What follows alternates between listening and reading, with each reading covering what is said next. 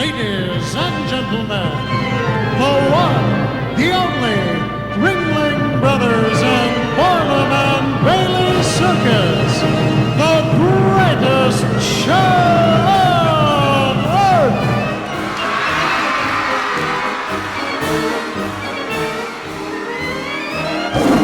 The circus still is a forum on what the human body can do.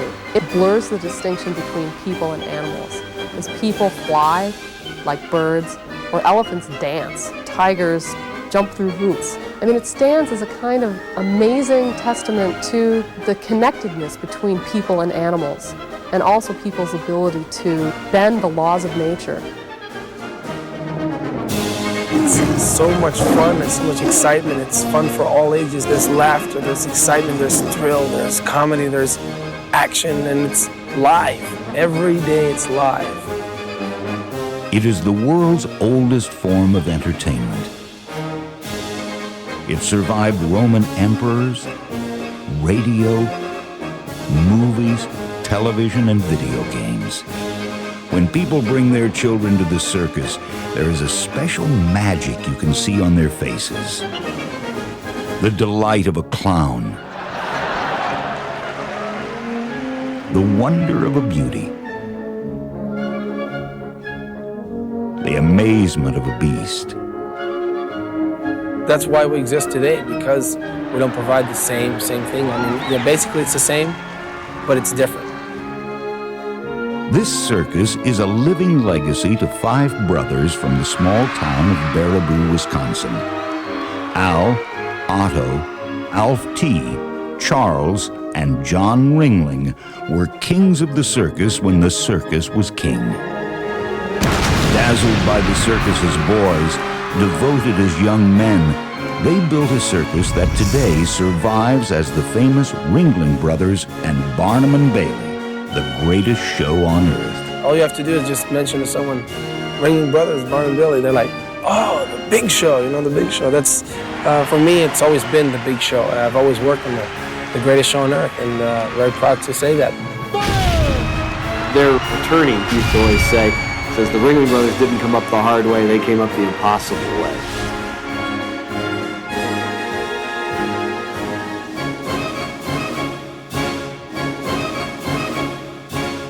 One of their slogans they had on some of their posters was, starting without a dime, they have built the largest amusement enterprise in the world. And that's true. The Ringling Brothers were actually 5 of 8 children of August and Marie Salome Ringling. From the backyard circuses they staged as boys to owning the largest entertainment empire in the world as men, they became icons of the most pervasive entertainment of the day, the circus.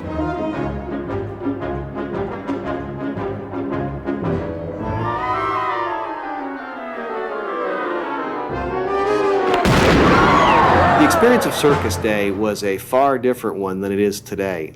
You'll see often newspaper accounts where it'll be compared to Christmas and the 4th of July, which would be something that's unimaginable today.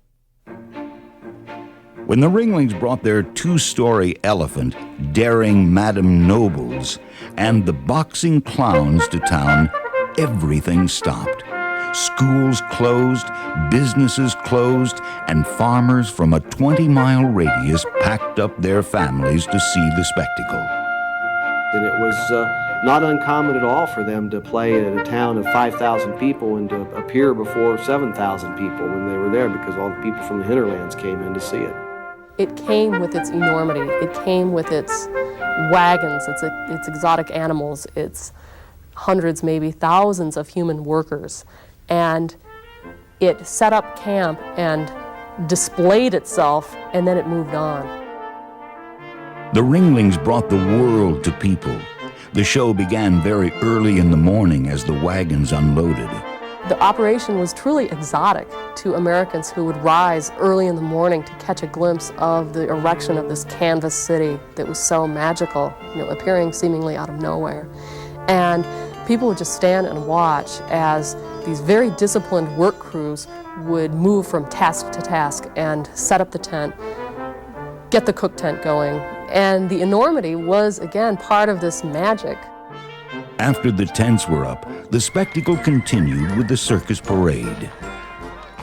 And the parade would be a lot of the major features of the show streaming their way down Main Street. And they were truly invasive in that, they would crowd these narrow streets, and people would crowd along edges of streets and such to watch this amazing procession of elephants and encaged tigers and lions and other predators, and also the display of scantily clad women atop these elephants and such. It was extraordinarily unusual and exotic and disruptive. Completely a world turned upside down in many respects. There was this just tremendous isolation of rural life in 19th century America. So it was a pretty sterile life compared to what we have today. And so you can imagine what it would be like to see these brightly colored wagons come in and then see animals from another continent, to see a giraffe, to see an elephant, to see a hippopotamus, these kind of things. That is really exotic. In 1895, the Ringling Brothers had a giraffe on their circus, and it was one of the main attractions on the show, and they'd always put on it, they said, "This is the last giraffe on Earth." It says, "When this one dies, human eyes will never see another." Every event pointed toward the show itself. Inside the big top, people saw things they never saw before. Miss Mabel Stark wrestled the terror of the jungle. Antonio Zingaro and his band of reckless gypsy riders performed equestrian stunts. Hilary Long put skates on his head and wore his hat on his feet while accomplishing apparently impossible stunts. Yet when the Ringling Brothers came into the business, the circus was a place where you were as likely to be the victim of a pickpocket as you were to see Mae Worth, the somersaulting queen of the arena. Circus Day was intoxicating. For that one magical day, a world filled with new experiences and people came to town. Strangers would congregate, and newspapers always referred to people who came into town as strangers. And on Circus Day, strangers and others would engage in licentious behavior. They would fight, they would gamble, they would leer at women in the circus tents, and they would engage in all kinds of behavior that they otherwise couldn't get away with. And it was sort of a carnival experience in which they would let loose. Among the strangers lurked con men, grifters, and pickpockets. And people dazzled by the exotic sights of the circus were easy targets. Circuses, by the fact that they were itinerant or nomadic, meant that, in a sense, they could live in a world without consequences. They were unfettered by local affiliations, local ties, and such, so they could freely take advantage of the public and then move on to the next town, where they could do it all over again. And it's this traveling, fascinating world the Ringlings experienced as boys. And it's this world they would dominate and change as circus kings.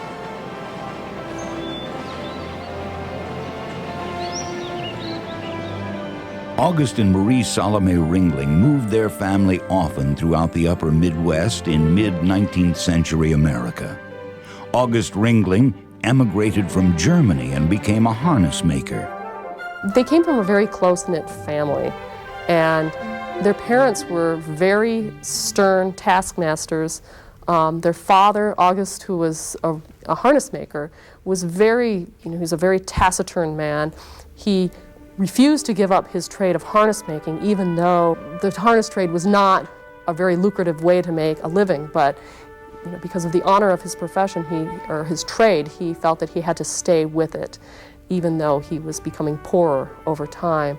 And Salome, the mother of the Ringling Brothers, she was an impeccable housekeeper and also extremely strict as well. And so these young men, collectively, had a very strict and disciplined kind of upbringing that I think served them well in the end as circus kings.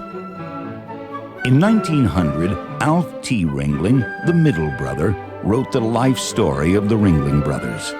In the book, he writes of his brother's early fascination with the circus. They saw, according to legend, one of the shows was a river palace show. a show that brought the world to them, that brought live exotic animals up close to them, and people who were able to do amazing things with their bodies, twisting and contorting and becoming one with animals in a sense as they galloped along in the arena. So it was still an amazing community event that they saw. Even today, when Mark Oliver Gable, son of legendary animal trainer Gunther Gable Williams, performs with Ringling Brothers and Barnum and Bailey, people are in awe of these exotic animals. Not even in their local zoo do they have these type of animals. So we get to provide them, to show them these animals right in front of them, very close to them. They get to touch some of them and interact with them, and also to see the danger, to get the feeling of being so close to them and hearing a tiger growl, or it just is like, that guy's crazy working with those tigers. Alf T's story illustrates how his brothers staged their first shows. Backyard circuses featuring their own performances and a borrowed goat. He writes about how his oldest brother, Al, convinced the brothers to take their own show on the road. They were a hodgepodge. I mean, they were a true hodgepodge of activity. They would have some juggling. John Ringling, the youngest brother, he was the emperor of Dutch comedies, and so he wore huge wooden shoes and would perform, skits involving puns and what have you, and simple acrobatics and such. What he did is he came back in 1882 initially, and they took out a hall show, or a kind of a variety show that they took around to little concert halls and opera houses around Wisconsin, and they played these, towns like Mazomanie and Fond du Lac and all these little towns with what appears to have been a fairly terrible show. If audiences didn't like them, they certainly would boo, they would throw objects on the stage, and just the sheer traveling was difficult as well, through really treacherous conditions at times. They called it the Ringling Brothers Classic and Comic Concert Company in 1882. What was advertised as 2 hours of solid fun became, as Alf T wrote, an awful exhibition of faltering nerve. We were a confused and demoralized lot when we left the stage. In one story, he tells of how, short on funds to pay the hotel bill, the brothers slipped out of town on a raft. 2 weeks later, they sent the landlord the money. The landlord sent them a receipt calling the boys honest, even though they are actors. Alf T's stories were not only meant to document his famous brothers' beginnings, they helped market the circus. They told the public that these circus entrepreneurs were honest men of the humblest of beginnings. I think it was John Ringling wrote an article in 1919. He says everything we learned was from the school of experience, and he said we had a stern taskmaster in our early years. In 1883, they changed the name of the show to the Ringling Brothers Grand Carnival of Fun. With the money they earned from these first hall shows, they launched their first circus in 1884. They hired circus veteran Yankee Robinson to manage and lend his name to this first Ringling family circus. On May 19, 1884, the Yankee Robinson and Ringling Brothers' great double shows performed in a yard next to the Baraboo, Wisconsin jail.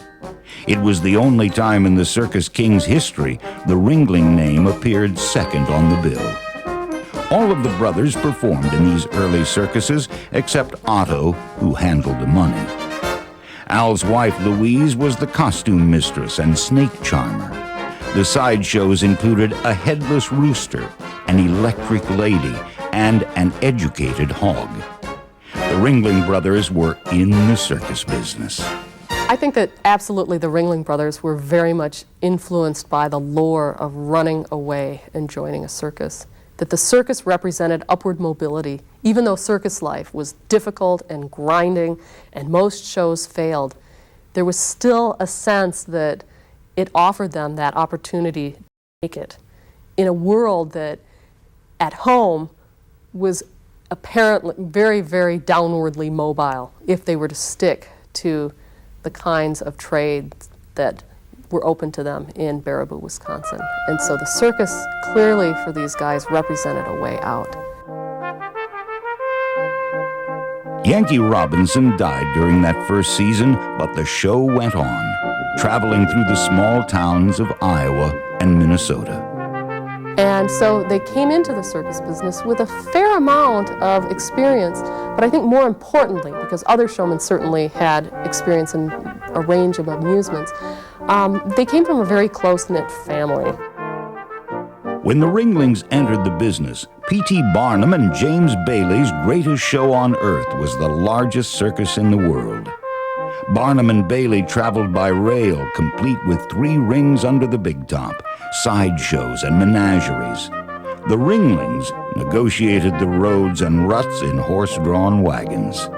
But wagon travel for the Ringling Brothers and for other showmen was treacherous at times, because if it rained, they could, a road might wash out, or if there, and any kind of bad weather, which was constant.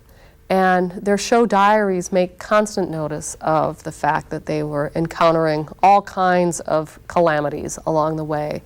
And animals got sick. Animals died. I mean, they had to constantly deal with these sort of day-to-day, hands-on operations. It was terribly hard. The overwhelming sense that you get from reading the literature on the subject is this lack of sleep. If they ran into a problem with the weather or had a problem with their horses or something of that nature, they wouldn't go to sleep that night, and would often have occasions when they'd be up for 40 or 60 hours straight. It was a very, very, very physically taxing life. The Ringling Brothers, as wagon show entrepreneurs, did have to be involved in virtually all aspects of the operations, from making sure the animals were fed, to advertising the show, securing contracts, making sure that they could play at a particular field in town, getting complimentary tickets to town officials so that people would come, who were respectable people would come to make a good show of it. It was these early Ringling wagon circuses where the young men learned how to run a circus. The rigors of a wagon circus demanded they know everything. As their shows grew, the brothers gradually divided the different operations of the circus among themselves. Al concentrated on the show itself, the program and the performers. He produced the spectacles like Joan of Arc, Solomon and the Queen of Sheba, or the Crusades that typically opened the circuses of the time. Al Ringling probably was as much a circus man as any of them. All the other brothers, as near as we can tell, were called Mr. Charlie or Mr. John or Mr. Otto around the show. Al Ringling was called Uncle Al. He apparently had kind of a nervous disposition, and he was kind of always keeping his eye out that, he was always concerned about what the next problem was going to be. But he had a reputation for being probably the most considerate and kindest of the brothers also. Otto, or King Otto as he was sometimes called, handled the money and rarely let it go anywhere than back into the show. Otto was very reserved. He lived extraordinarily frugally. He was shy, he abhorred publicity, and he was extremely gifted in terms of dealing with the financial aspects of the show. Alfred, or Alf T as he was called, played several instruments, juggled and sang in the early shows. Later he was in charge of advertising the circus. It is said he never met an adverb or adjective he didn't like. Alf T was, a master of hyperbole for someone of limited education, of limited actual schooling. I mean, he had an amazing gift with words and an amazing ability to capture their provincial appeal and, again, their appeal as a wholesome entertainment as well. Charles performed as a musician and singer in the early shows. By 1884, he too advertised the show. Charles Ringling seems to have been a very genial man, was the best on and off the lot kind of guy. He was good on the, I think he probably knew more about how to put the tent up and how to, what you need to do to feed the animals and how to put the ring curb together and the seats up and all that than any of the other brothers. He traveled with the show for years and years, did an awful lot of work with the lithograph companies, and he would examine the posters to make sure that they were conveying what they wanted. John Ringling was a clown in the early shows. He later became the advance man for the circus and routed the show, plotting when and where the circus appeared.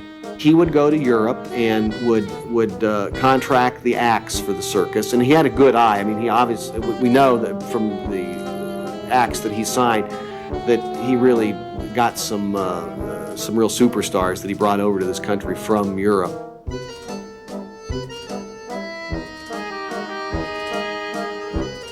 Each one pretty much did what he was good at. And John Ringling wrote an article about this in 1919. He says we just did what we wanted, and it worked out well because we all knew that if we liked what we were doing, we'd do a better job at it than otherwise. The Ringling Brothers may have been 5 individuals, but to the public they were one. They signed everything simply the Ringling Brothers. They never had a written agreement among them. Decisions were made by family vote, and every form of marketing their circus, from the mustaches to the posters, reflected this strong family unit. Also, the fact that they worked together as brothers was very helpful as well, since they had been through quite a bit, quite hard times in a family that was downwardly mobile as a family when the kids are growing up. And the fact that they could survive that kind of downward mobility in an era when Americans were becoming increasingly wealthy oftentimes was very difficult for the family, but they had quite a sense of solidarity, I think, amongst themselves.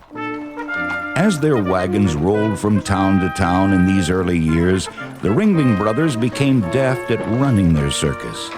The brothers carried little debt, and Otto counted every penny.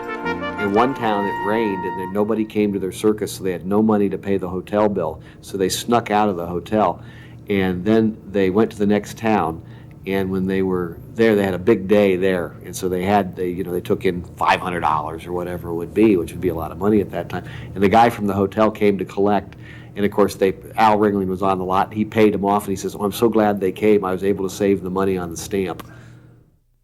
Alf T. would write of these days that the brothers became successful because they managed their own business in every detail. And they also learned how to market their image. I think there are 2 key components to why they were so successful. One is, as one of their sons later said, there were so damn many of them. There were 5 and later 7 brothers affiliated with the show, so you had an awful lot of managerial talent there. The second thing that they did was that they, from day one, they ran an honest circus. At the time, the conventional wisdom was that no circus their size could exist without having games of chance, such as 3-card monte or a shell game or even a roulette wheel on the show, and also having things like pickpockets and all kinds of devices to separate the money from the townspeople. And because they eschewed that, they were considered, that was really a new direction for the circuses that size. They were called the Sunday School Show, and they liked to call themselves the leaders of the new school of American showmen.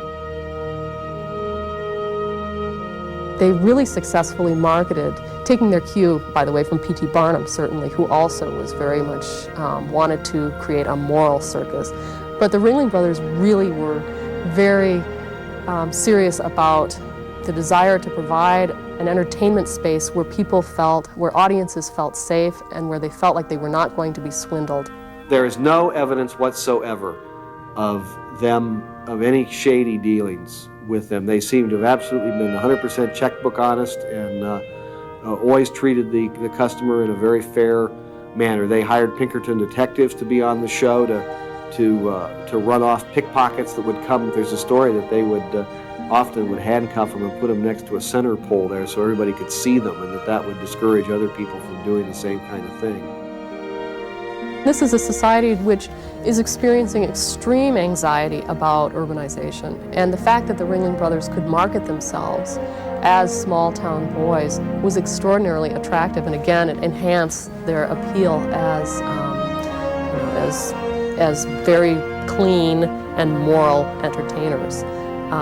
And they took full advantage of this unease about urbanization.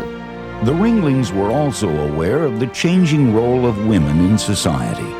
Women fought for temperance, women fought for voting rights, and women wanted more influence in the lives of their children. children who wanted to see the circus. The era in which the Ringling Brothers reach their popularity or reach their fame and such is an era in which children were becoming an integral part of the circus audience.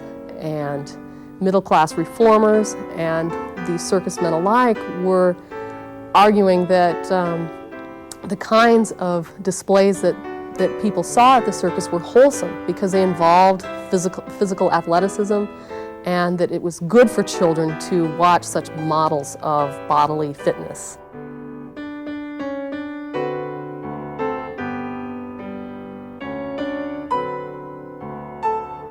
In 1889, the Ringling Brothers made a decision that changed everything.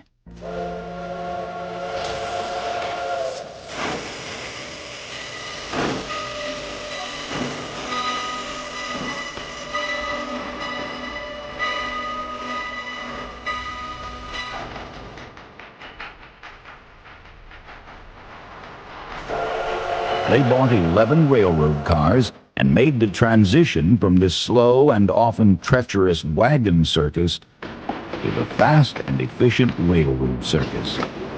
On the rails, the Ringlings brought the principal lady riders, the missing link, and Cesaro, the human top, into bigger cities for the first time. Now they could begin to compete with Barnum and Bailey and other large circuses. They became a canvas wagon show in 1884, and in 6 years' time, they had made this transition to, a railroad circus that by the next year was traveling by rail and also was a 3-ring, 2-stage, outer hippodrome track circus, complete with menagerie tent, sideshow, and multiple other canvas tents. So what the railroad did for the Ringling Brothers was that it enabled them to turn into a behemoth. That was very much akin and very competitive already at this time to Barnum and Bailey's Greatest Show on Earth. As the American railroad system grew in the late 19th century, so did the Ringling Circus. John Ringling, the former Dutch comedian, became an expert on the railroads. He also knew when to put his brother's circus where. He knew all that kind of information, like if you had a factory town, what day payday was, and make sure you go there the day after payday. He was very aware of how crops were doing in certain regions, and would use that information to try to play that region heavily if the crops were good, and to try to avoid it as much as he could if they were bad. He knew where there were strikes in certain towns and to avoid them. As the Ringling Brothers became competitors of Barnum and Bailey and other big shows, they became participants in the so-called circus wars. These circus wars were fought on the battlefield of advertising. A few weeks before the Ringling Brothers Circus performed in a town, an advance railroad car plastered the town with posters. No available space was spared. They promised wonderful and amazing things, and some of it was even true. John Ringling was quoted once as saying that the public kind of expected to hear that Ringling Brothers had 100 elephants when they really only had 50. I always thought that was a little bit self-serving and ingenuous on his part. Actually, in the advance team, they had a railroad car that was called the skirmishing car that actually took care of that business of making sure that their bills stayed posted, because competing shows would come along and tear them down and put their own bills on top of those other bills. I mean, they would do their best to freely sabotage the competition. There's one case, I guess, of Charlie Ringling hitting a guy over the head with a hammer and knocking him out with trying to cover up the Ringling Brothers paper. It would be that kind of thing. Now, the curious part about all that is these people would be fighting tooth and nail with this, but if James A. Bailey, who owned Barnum and Bailey, would run into, say, Otto Ringling somewhere, they'd sit down and have drinks and talk for 5 or 6 hours and just have a wonderful time, and then they'd go back to fighting with each other. By the mid-1890s, the two biggest circus empires were Barnum and Bailey's Greatest Show on Earth and the Ringling Brothers' World's Greatest Shows. In 1891, P.T. Barnum died. In 1894, James Bailey and the Ringling Brothers agreed to a truce of sorts. They agreed to divide the country so the two giant circuses wouldn't play the same towns in the same year. In December of 1897, Bailey took his Barnum and Bailey Circus to Europe. I've always thought that that was one of the biggest strategic mistakes that James A. Bailey ever made. He had owned another big circus at that time in the 1890s called Four Paw Cells, and he thought that they could play the route of the Barnum show in the East, and they could continue to do about as well as the Barnum show could while it was in Europe, starting in in the fall of 1897. Bailey's plan failed. The Ringlings used Barnum and Bailey's absence to their advantage, playing cities in the East they never played before. The Barnum and Bailey Circus returned from Europe in 1903, but never regained what they had lost to the Ringlings. In 1905, Bailey sold half of his Four Paw Cells show to the Ringlings. The following April, James A. Bailey died. I think they probably became the Circus Kings the day James A. Bailey died. In 1907, the Ringling Brothers bought their biggest rival from James Bailey's widow for $410,000 after a family vote. For the next decade, the Ringlings ran the giant shows separately. By 1910, the Ringling Brothers ran three of the largest circuses in the world: the Four Paw Cells, the Barnum and Bailey, and the Ringling Brothers.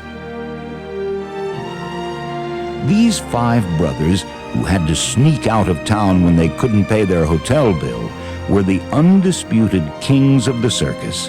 They owned many or controlled many aspects of the business that allowed them to present their vision pretty much wholesale and unencumbered when they were at the top of their game. And I would say that that's very similar to a company like Disney today.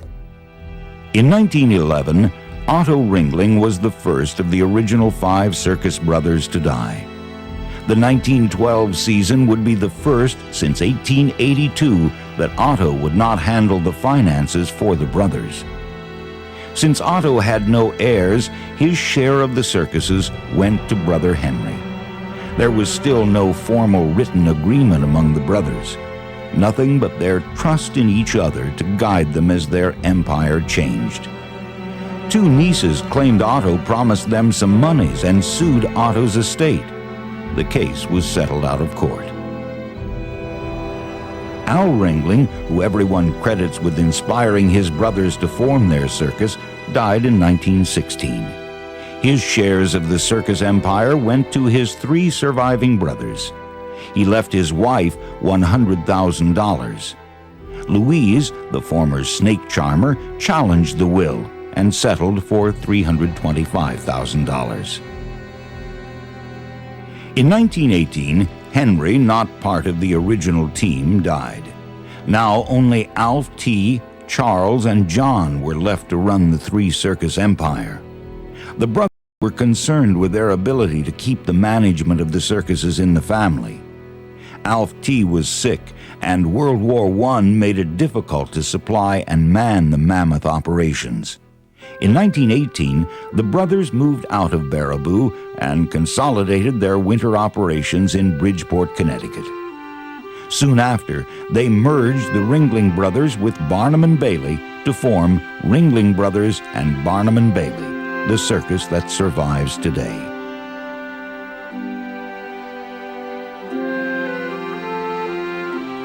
In 1919, the Ringling Brothers and Barnum and Bailey combined shows opened in Madison Square Garden in New York City. In October, Alf T. died at age 56. Alf T.'s interest went to his son, Richard. It was the first time the interest went to someone other than a Ringling brother. President Calvin Coolidge and the First Lady spent a day at the circus to watch the world's greatest show with their host, John Ringling. As the success of the Ringlings' circus empire grew, Charles and John became extremely wealthy men in the Roaring Twenties. John invested his circus profits in other ventures, including oil wells, railroads, and art. John and Charles both invested in the small fishing village of Sarasota, Florida, although John invested significantly more than Charles did. They both built palatial homes on Sarasota Bay, and they both built banks in downtown Sarasota. In December of 1926, Charles suffered a stroke and died. "I am the last man on the lot," his only surviving brother, John, was quoted as saying. Charles willed his shares of the circus to his widow, Edith.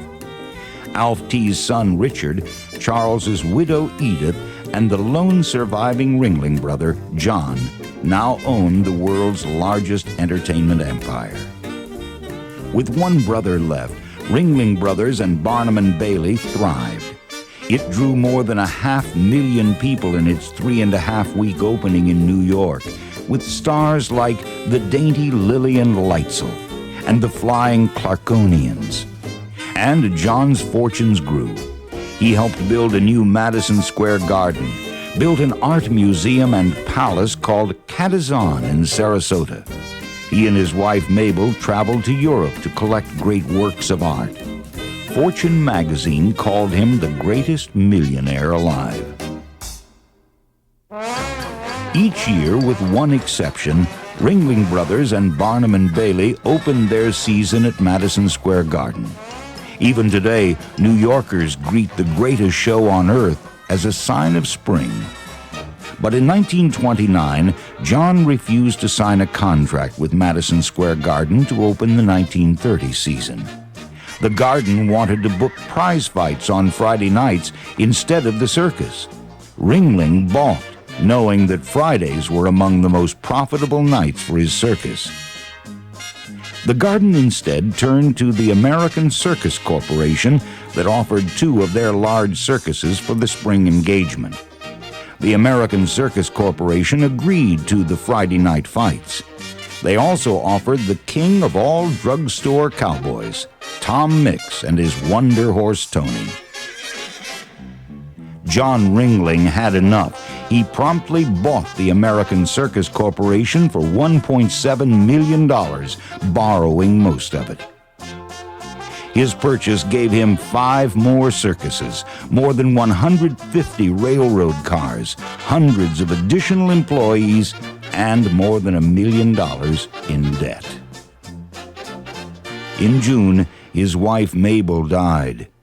In October, the stock market crashed. It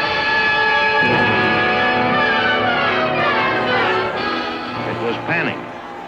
16.5 million shares of stock sold in a single day.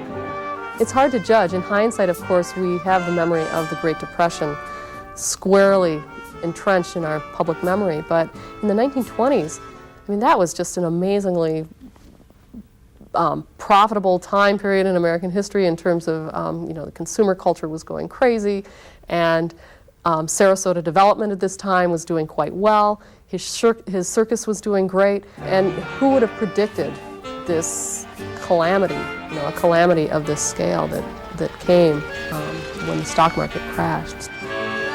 Alf T's son Robert died in 1931. His shares of the circus went to his widow Aubrey. In 1932, John Ringling suffered a stroke. To rest, he retreated to Coney Island, where his friend Samuel Gumpertz operated an amusement park. Ringling still owed $1 million on the loan for the American Circus Corporation, and while he was recuperating, the loan went into default.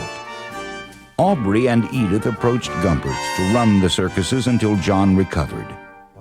What Gumpertz did was organize a group of investors to buy the note from Ringling's creditors. The new note holders threatened to throw the Ringling circus operation into bankruptcy. Among the conditions, Gumpertz and his investment group would receive 10% of the Ringling stock. The other 90% were divided evenly among John Ringling, Edith, and Aubrey. Gumpertz became general manager. And John Ringling, during much of these last years, was ill with thrombosis, and he was engaged in, so he was very distracted by illness, and the circus was changing hands as well, and I think that was deeply devastating for him to have to watch his creation, had to have so little control over his creation. To add to his troubles, federal and local tax officials investigated Ringling for back taxes. John Ringling, in ill health, lost control of the circus he and his brothers dreamed about as boys. Gumperts now controlled the circus. It was the first time in the history of the Ringlings someone outside the family ran the show. The federal government scheduled an auction for December 8, 1936, to sell some of John Ringling's possessions to settle his tax debts. 6 days before the auction, John Ringling died of pneumonia. He had $311 in the bank. His estate was appraised at $23.5 million. Gone was the Dutch comedian, Mr. Charlie, Mr. Alf T., King Otto, and Uncle Al. Gone were the 5 brothers who grew up poor in small towns with dreams of running away to join the circus. In his will, John Ringling left almost everything he had to the state of Florida. It stunned Ringling's heirs. Yet John Ringling North, son of the only Ringling sister and John's nephew, gained control of the Ringling Empire and got it back in the family. Through labor disputes, fires, and competition from other entertainment, he kept his uncle's circus alive. In 1967, it passed to the Feld family, who still showcases Ringling Brothers and Barnum and Bailey, the greatest show on earth. And it's this circus, this show that continues to spark the imagination of children of all ages, that is part of the legacy of these small-town boys from Wisconsin. The Ringlings embody a kind of American success story that continues to have enormous resonance with Americans, and seemingly tells us that there is such a thing as equal opportunity. Because they were able to rise above their humble beginnings as the sons of an itinerant harness maker to become extraordinarily wealthy. And part of the Ringling legacy is the Circus World Museum in Baraboo, Wisconsin. We have them all right here at Circus World Museum. Circus World is a living museum of the circus on the grounds the Ringlings used as their winter home, not far from where the boys staged their first circus in 1884.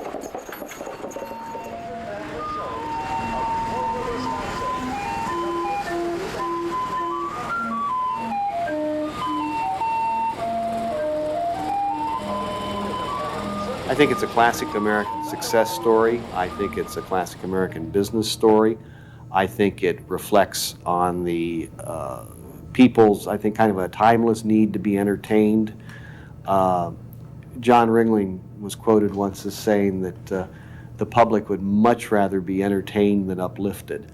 And I think he was right on it. I think his and his brother's understanding of that is a pretty serious and pretty important understanding of human nature.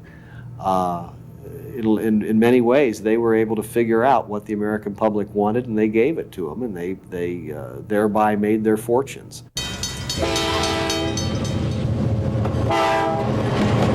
Another part of the Ringling legacy is this circus train, which snakes through the same land the early Ringling Wagon circuses did more than a century ago.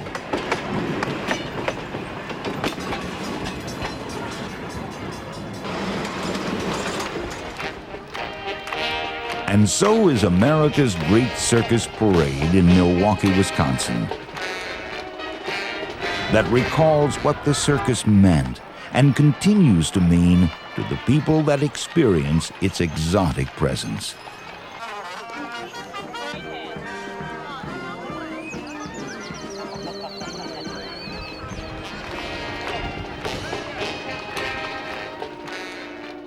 And so is John Ringling's home in Sarasota, Florida, a Venetian palace called Catazan. and the John and Mabel Ringling Museum of Art, a gift to the state of Florida.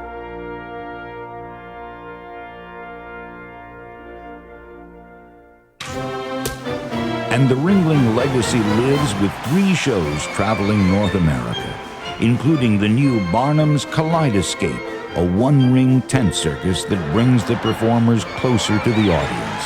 It's the Ringling's first tent circus since the 1950s. It just gives me a great feeling to see the audience.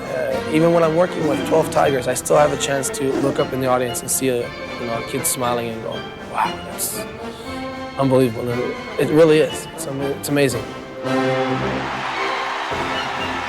All recall the people who continue to make the circus the oldest form of entertainment.